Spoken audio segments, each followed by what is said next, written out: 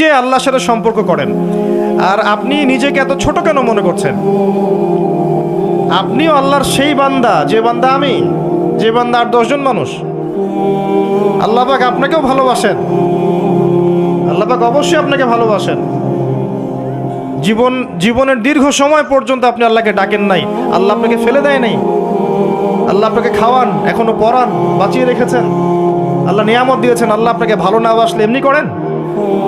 আল্লাহ পাক অপেক্ষা করছেন কবে খালি আপনি আসবেন আল্লাহর কাছে, এসে বলবেন আস্তাগফিরুল্লাহ ওয়া আতুবু ইলাইহি। আল্লাহ পাক অপেক্ষা করে বসে আছেন আপনার জন্য। আপনি কোথায় যাচ্ছেন? ফাআইনা তাযহাবুন। আল্লাহ পাক বলেছেন ফাআইনা তাযহাবুন, কোথায় যাচ্ছ তোমরা? কোথায় যাচ্ছেন? টাকার পিছনে, বাড়ি গাড়ি, স্ট্যাটাস, স্ত্রী সন্তান, ভোগ বিলাসের পিছনে?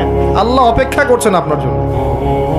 আসেন, সিজদা করেন, ওয়াসজুদ ওয়াকতারিব, সিজদা করেন, নিকটবর্তী হন।